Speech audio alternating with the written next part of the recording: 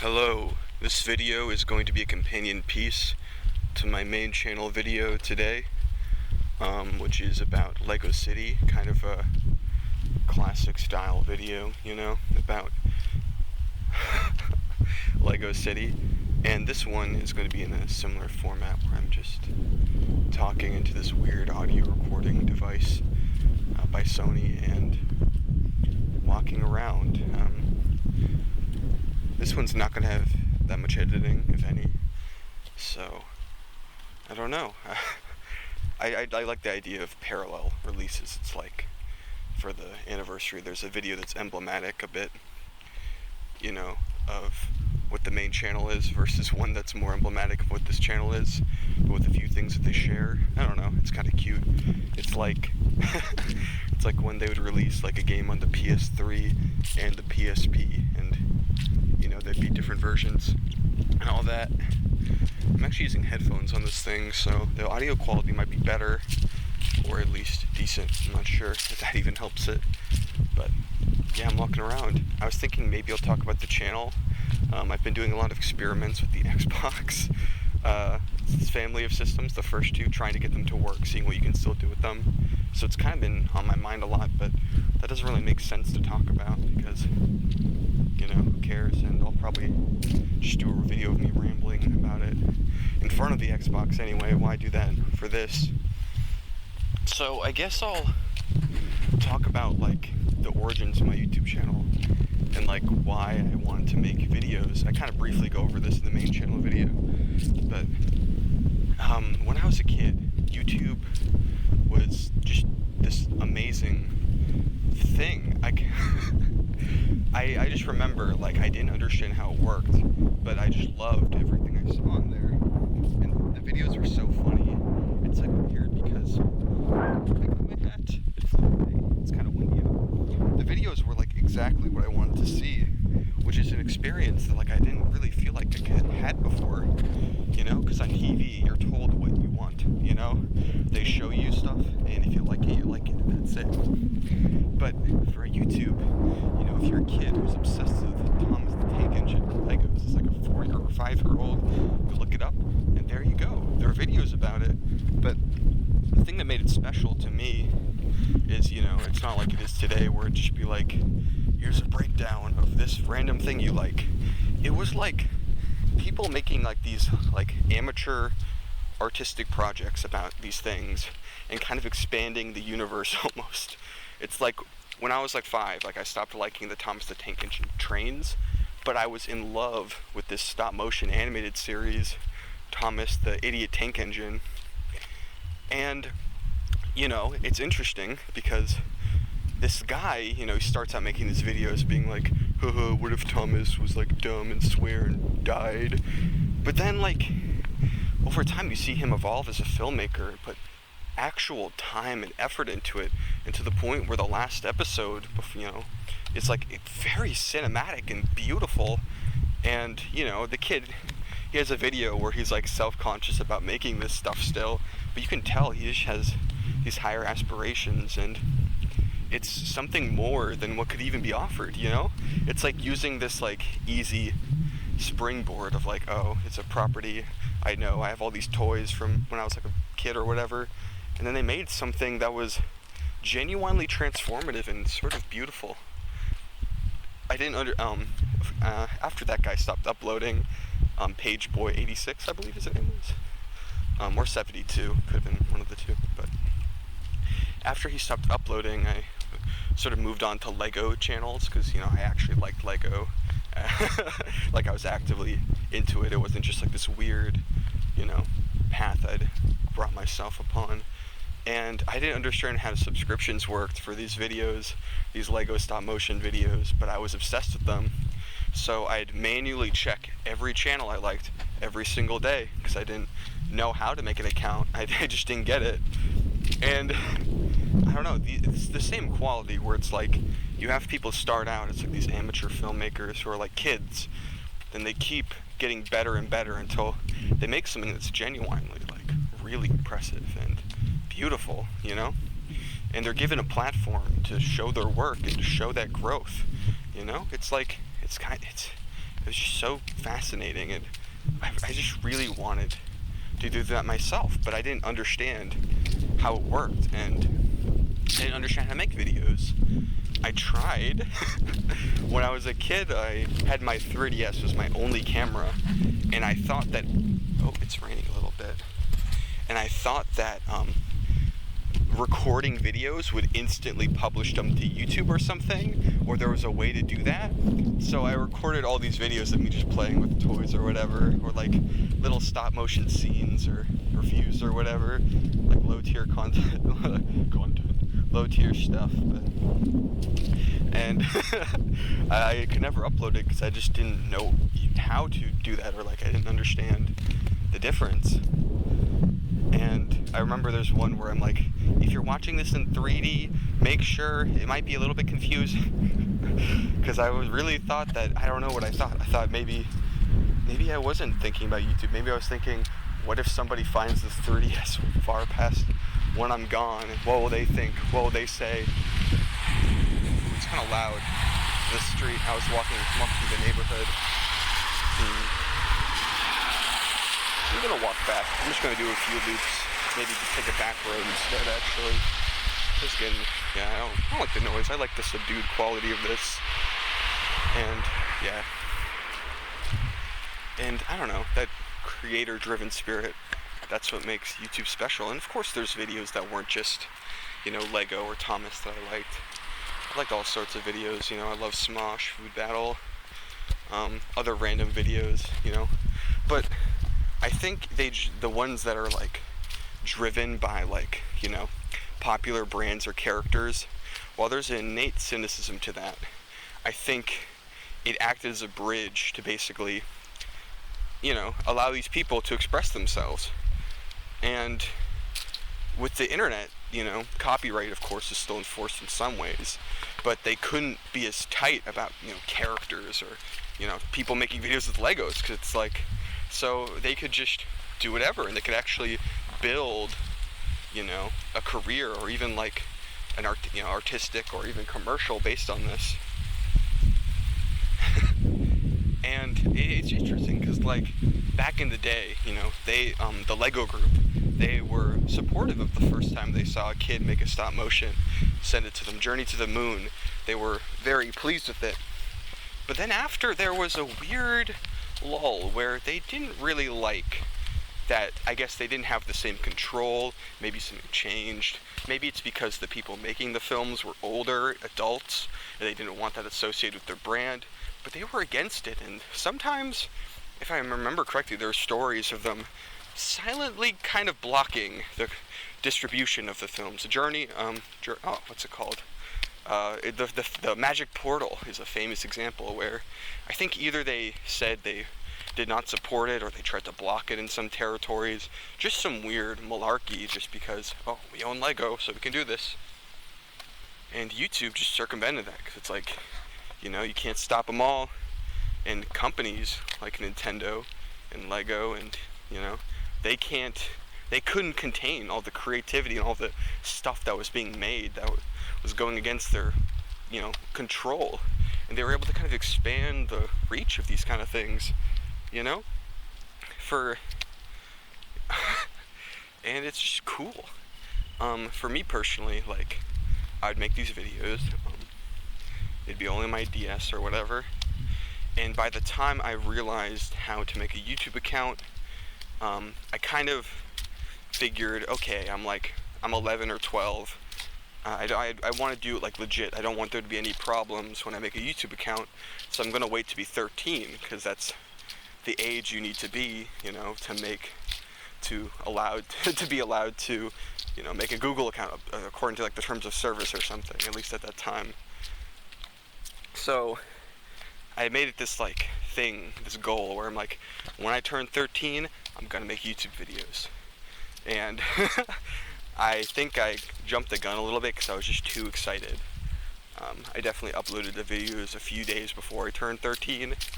November 11th is the date of the first video on my channel. My birthday was November 19th, so it's kind of funny I couldn't stick to that, but I got pretty close, because I remember making these plans like like months and months before then. I don't know why I did it like this.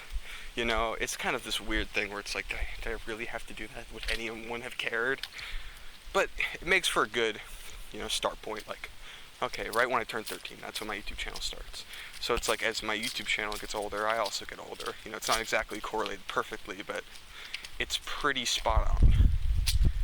So, yeah, my first videos, not great, of course. They're all recorded on 30S still, because I didn't have another camera. I didn't have a phone until I was in high school, which is probably going to sound weirder and weirder to younger generations as time goes on, if you think about it. But yeah, 3DS, I did Let's Plays where I recorded one 3DS with another one, because that's just what I had, and in a way, like, I feel kind of like thankful that I started with like low fidelity stuff, because it kind of imprinted these values of like, okay, can you record this thing? Can it be done? What's the easiest, not what's the easiest way to do it, but is it possible more than is it perfect? And I was able to kind of like optimize these low fidelity solutions to make them into something that was a little bit more. Because, I also used Windows Movie Maker far beyond probably when I should have, or I guess that's kind of unfair to myself. Because I didn't really, I looked into it and I could not find another option than Windows Movie Maker in 2015. There were more advanced editors, like, at that point, DaVinci Resolve was still free as it is today. That would have been, good. But the problem was twofold. One was that I don't think that would have ran on my really crappy laptop. Oh god, it's raining again. And two, I just wasn't ready for it. I remembered I tried it, and the slowness for my laptop and not knowing how to work it, I think I cried the first time I tried to use it. I just couldn't make it work. I was so frustrated, I was so sad. And I was like, I think that was after like a year. It's kind of funny because it sounds like I'm talking about like a temper tantrum when it's like an 8-year-old, but I was like 13 and a half, which is kind of embarrassing. But that's what it is, Not everything's perfect. When you're learning how to do something, there's bumps on the road. And I wouldn't say that's the only time a piece of software, drove me to tears at this age, because it was just not always the most seamless process. There were a lot of bumps across the road that had to be faced that were, surmountable, but they took a lot of friction. For Movie Maker, I feel like I'm kind of proud of my later Movie Maker videos, because I really pushed the software, I think, to its limits. I guess what I did was, it's like, Movie Maker's a limited program, so I went and I tried to use every single thing it offered in one way or another throughout my videos. Mostly, in those Donkey Konga videos, I just went through every filter and just seeing them how they look, messing with them, slowing stuff down, making stuff faster, because that's what I could do. Like, that's like the most I could do. I couldn't there's no layers in Movie Maker. There's text, but it's, the only possible extra layer you can have is text. So, I did what I could. I used other programs to like import images that I had edited, with like funny things on them or whatever, to try to make it feel a little more lively, a little more vibrant, less static. And I think I was able to do something pretty impressive for like a little 7th grader who was trying his best. I don't know. And that's when I moved on to Sony Vegas. Vegas was another thing where I like anticipated moving up, because there was my computer broke, I think in like 2016, the end of it or something, and I couldn't make videos for a bit, and I was like, okay, I'm gonna get a new computer, I'm gonna start fresh, Sony Vegas, or maybe it was 2018 or 17, I think it was 2017. I think I was using Movie Maker until 2017. Actually, a tangent. Movie Maker was discontinued while I was using it. And that was kind of a low blow for me, because I was like, oh wow, I can't, my computer broke. Movie Maker was gone. It felt kind of hopeless. It's like, what am I supposed to do? So, I found some weird loophole to give my computer Movie Maker, I think I exported it from an old family computer or something weird like that, like transferring it from one to the other, because I could not let go of it, because I was like, what if I can't make videos any other way? I mean, I figured out how to use Vegas, but back to that. Christmas, I get this laptop. It was made by, my mom liked visiting this, like, computer technician who was a nice guy. He helped fix computers, when there's problems, but my mom bought, like, a used computer from him, or, like, one he had, like, built a very, very low tier, like, fidelity one, and, I don't know who would have, been for it, because it ran completely terribly from day one, but it did not work for me, someone who was trying to make videos at, like, any quality, every single thing took buffering. Rendering 5-minute videos took 16 hours. I remember asking my friend, like, what is wrong with my computer? And I sent him a picture of the components, and he was like, oh yeah, there's, like, stuff from, like, the 90s in here. And I was like, what? How? So, yeah, that was a big bust. But I carried on. I learned how to use Sony Vegas. I figured out what I could still do, and part of that meant sometimes breaking out the 3DS, or like finding more, sorry about that, just getting sniffly, getting more, low fidelity measures, going back to the 3DS sometimes, because that's all my computer could handle.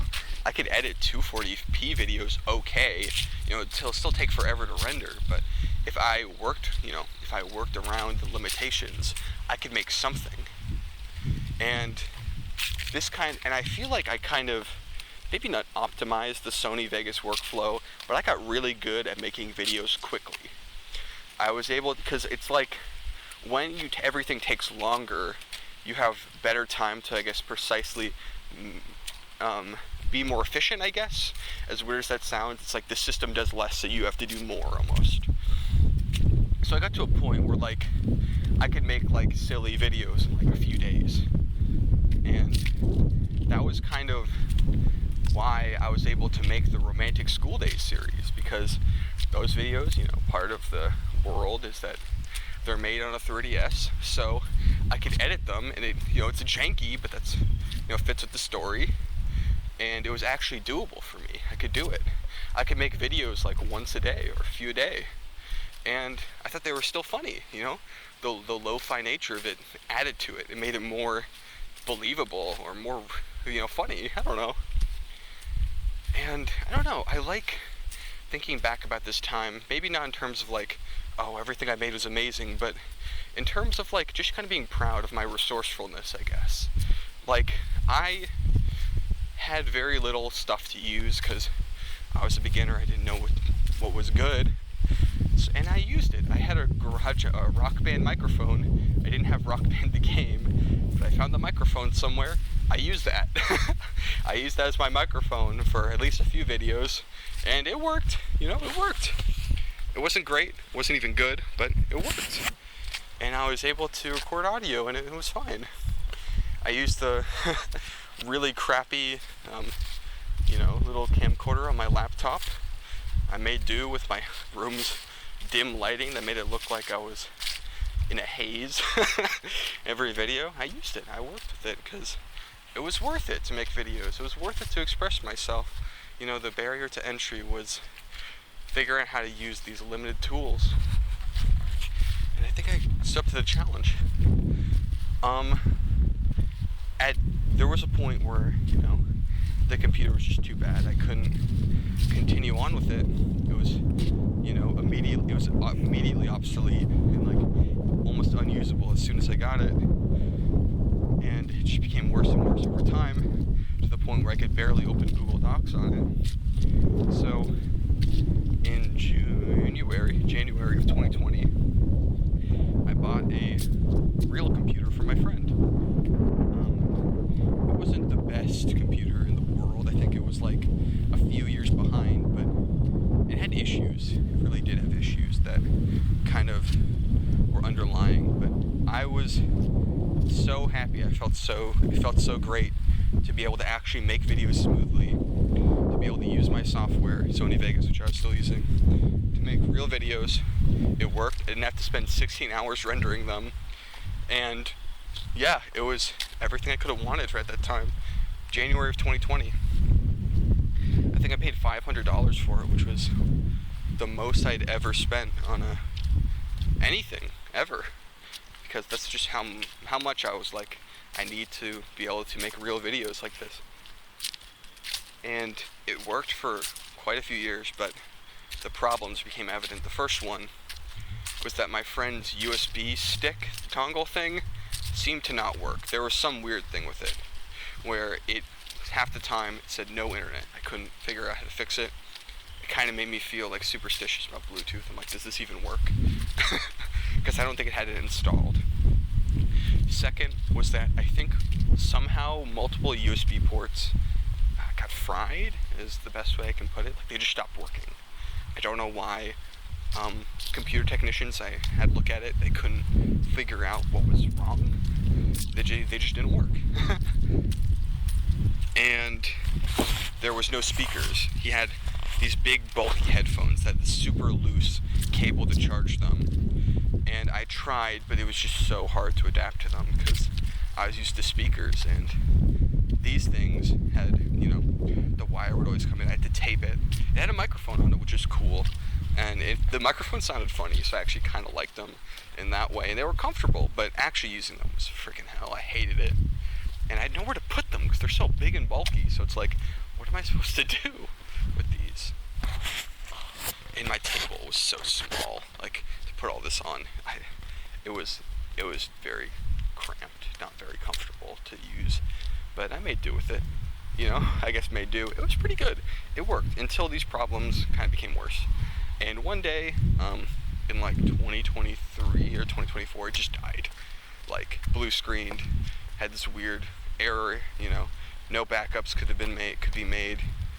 I think, actually, yeah, I lost everything except for my hard drives, and it was very sad, but, you know, there was a good opportunity. My dad actually helped me buy a new computer that was, like, you know, pretty good, like, you know, $1,000, I think it was. I was so happy for that, because I was like, I need something, you know, I need something that I can use for, you know, if I want to do film in any capacity or editing, I need something that'll work, like, for long term, something that's good. And he, you know, helped me with that, and just really important to me, you know, obviously, money's money, you know, but, like, the fact that he was willing to help me with that, I don't know, it just meant the world to me. It still does. I mean, it's not even that long. I've used this computer, like, pretty much every day I've been able to. It's just been great for so many things. Just wonderful. I guess I kind of got on a tangent about editing softwares and computers, because that's kind of its own line there, you know. And then there's, like, I guess the creative trajectory of the videos themselves, which is a completely different world. With that, I experimented a lot, you know, because it's like, I like watching videos, you know, a lot, like most people like watching videos that are like nonfiction, you know. It's like, oh, let's discuss this thing. You don't have to give that much effort into engaging with it, even if it's really well made.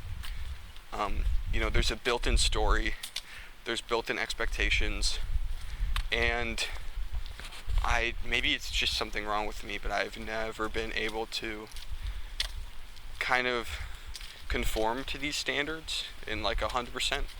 I have to do something more. And when I don't, it usually shows. So most of my videos are just all over the place. Experimental, funny videos, you know, serious videos, mixes of both. You know, videos that are fake videos, you know, videos in different characters, live action, stuff that's animated sometimes, you know, stuff that's like all JPEGs being manipulated by me in editing software. And I think that's what I'm most proud of with my channel, the fact that I do make these videos that are kind of, you know, maybe not unpalatable, because I think they're accessible. I think if you give, it sounds so pretentious, but I'm like, with my videos, I try to make it so that even if they're not like gaudy and, you know, in that YouTube way, you know, algorithm appealing, like in terms of the concept, I try to make them stomachable watches that like you feel good for watching, that are funny, engaging, something interesting is happening a lot of the time, you know, something that provides a unique atmosphere, something, I try to make them dense. I guess that's the way I'd put it. Because I don't know, I think I don't want any second to be wasted. I want everything to be, you know, fun. And I do sometimes dip into, you know, more regular topics, I guess, like, oh, this is everything about Pikmin, but I don't know, I don't stand down.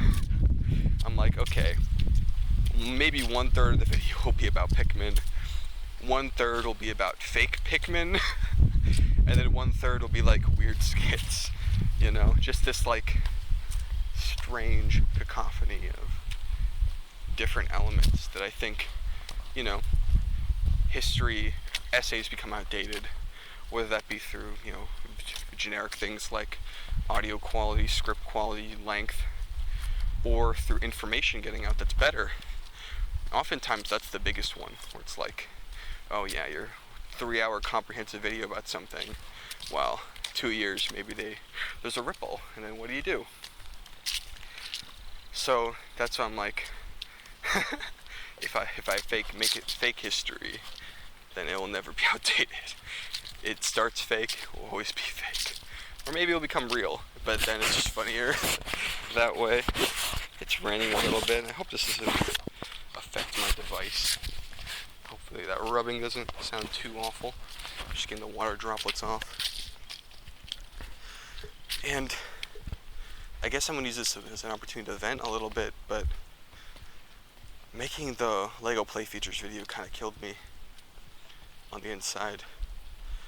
That video took like 9 months to a year to make, because I was trying to force myself to make something conventional, something that could fit in. And for me, in the way I did things, it just, you know, the script was super difficult for me to do. You know, I had a lot of self-doubt, and I've gotten better at writing since then. That's one thing I've kept practicing. Analytical writing and, you know, writing for other reasons too. But at that moment, I was just so bad at it, I just couldn't do it, like, and the actual video, I felt I needed to, I made sure I'd use my normal style, where like I wanted everything to be interesting. There always is like something, a unique photo or animation, or like some interesting thing to look at. There was, you know, dense, very dense. And for a video that long, it was super time consuming, because in the past, or actually not in the past, well, I guess in the past, you know, I made videos that were longer, but they had less stuff in them, you know, it's like less edits, more of the stuff in them was stuff I had filmed years ago, just kind of remixing it, and, you know, it was a different quality, and I don't know, I guess I didn't expect it to be like a huge hit, but, you know, it was like, I guess I held out hope where I'm like, if this does amazing, I could probably do another one. And it did fine, but I don't know if I can make another video like that anytime soon. I've tried to write scripts about Legos in that way, in that same format, but it's just too daunting, and I feel like it's almost like clinical. It's like, it feels like there's like not enough passion, not enough intrigue. I'm not able to bring that spark, you know? So I guess that's kind of why I made this video, the video I did today, or that I uploaded today. Because with that video, I was just talking off the cuff, you know, I had that emotion of just me saying things I've been thinking, working through my thoughts in this kind of exciting way, at least in my opinion. I think there's a lot of energy in that video, even if everything I say isn't perfectly straight-laced or anything. It's kind of a messy discussion, lots of vagueness. I don't know if I completely hit the nail on the head with that one, but I think that's the format that I excel with this kind of thing because I don't feel pigeonholed into like making a script that's like better, you know, that it's hard, not better, making a script that feels a certain way. It can just feel the way it does, feel the way the discussion feels. And that looseness, you know, it's like translating a sketch to a completed like drawing. It's like sometimes you lose something, you know? And I didn't want to lose something. I wanted to just be able to make something. And, you know, I just went walking and I kind of went with it. I don't know. I guess about like, it's weird because in the time since, I feel like I've gotten pretty good at analytical writing. I've spent a lot of time doing that for various things. I've been writing reviews of video games, albums, and Lego sets, and other things, just short stories sometimes, and like, you know, stuff that's vaguely like poetry, but not really, I've realized, and the more I look at it. And I probably could, you know, I've converted some of those into videos, to be honest. That was the experiment I did with my Black Falcons video, where I was like, what if I convert this script, this review I wrote directly to a video, see what happens. And my other challenge was, I'm gonna see if I can make this in a day to test myself, you know. And I spent a lot of time on that day. It was a very busy day, but I did it, and it made me feel good because it was like before. You know, obviously 3 minutes versus 52 minutes is a very wide gap, but I was able to make something comparable to that video in one day. Is that feasible? Again? It depends. I'd have to write a review that fits, you know? Something that would be good as a video, something that could be boosted by motion, and I don't have the same, like, platform, like, space I did before, which is what helped it, because in my apartment I lived in for a few years there, I had this big white space that I could just basically use as a desk right next to my computer in my room, and I put up sets there. I basically, you know, made a use of resourcefulness. At least I hope. At least I consider myself resourceful in that way too, where it's like I was able to use every square inch I had to make these videos better, and, you know, make a little makeshift studio space.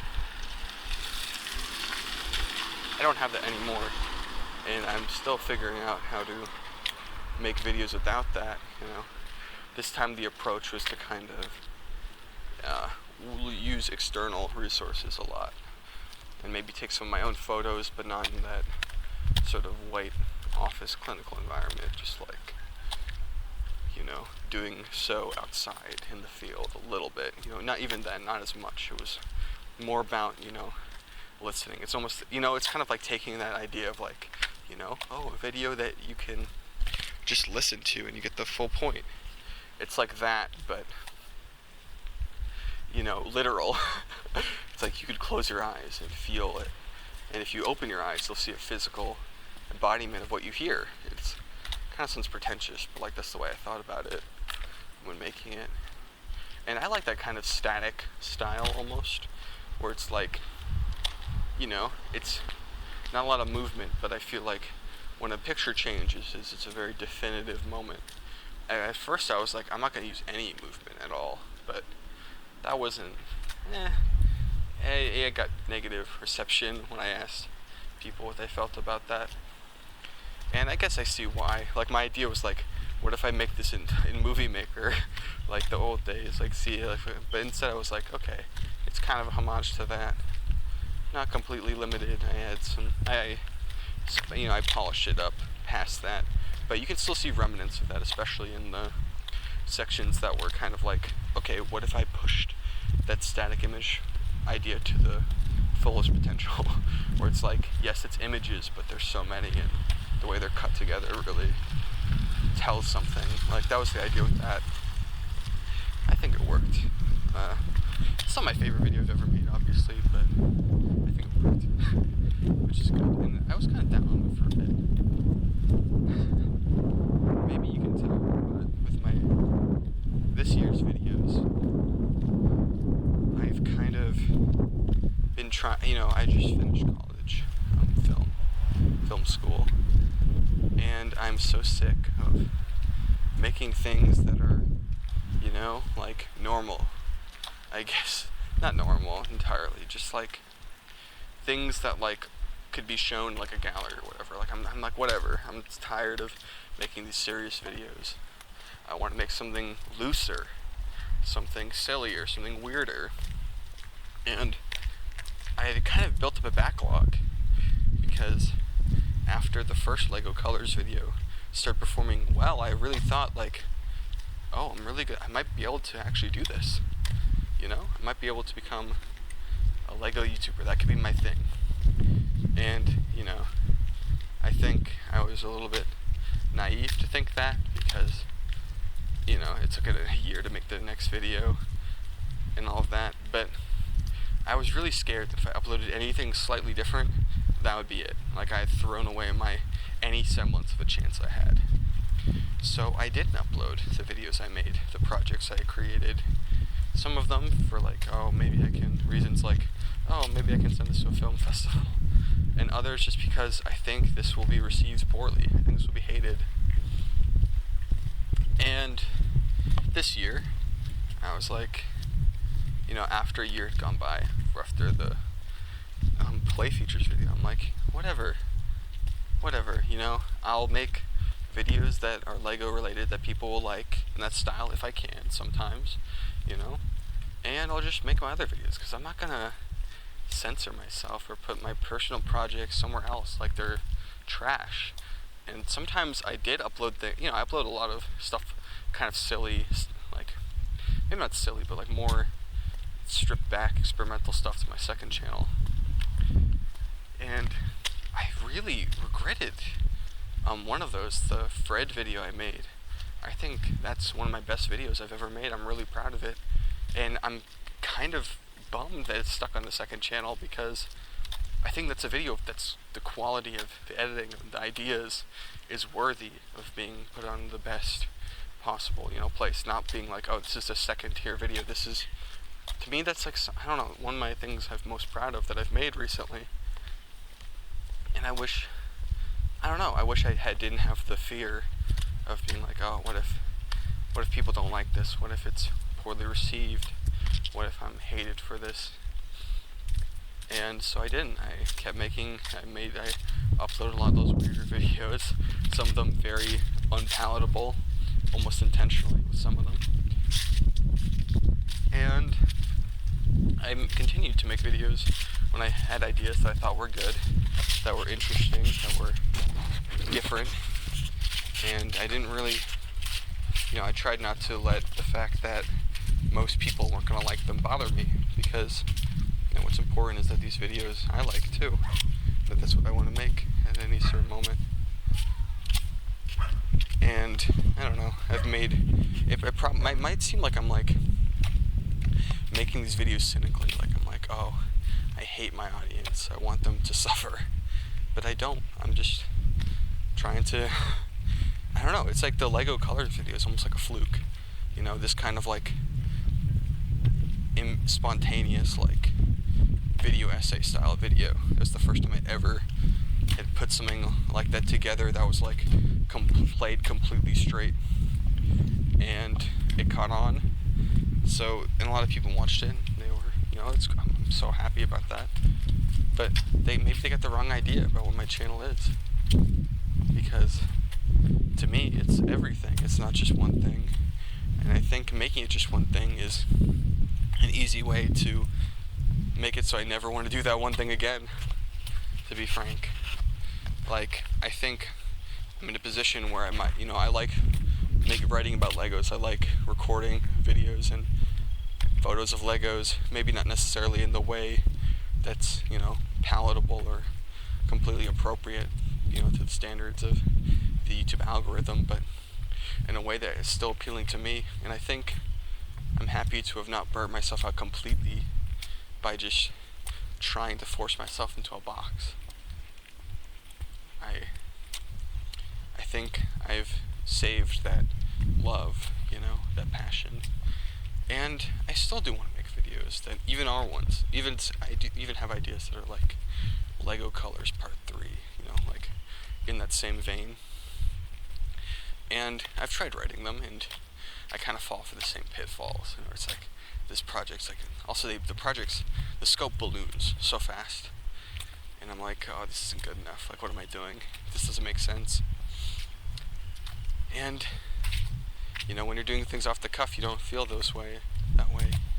You don't feel like you're held back by anxieties of, like, you know, the time between writing and recording that can often make you doubt yourself. It's all confidence. It's a liquid confidence, but not that liquid confidence. So yeah, this year, 2025, probably the worst performing my channel has been in the recent history. None of the videos I've put out have gotten more than like 500 views, but I've put out more videos, and I think I have a wider spread of different ideas, and I'm going to continue to do that. Sorry about my snottiness. I've just been talking. I've been a mouth breather for the past, 40 minutes? Yeah, this might be a good place to end it.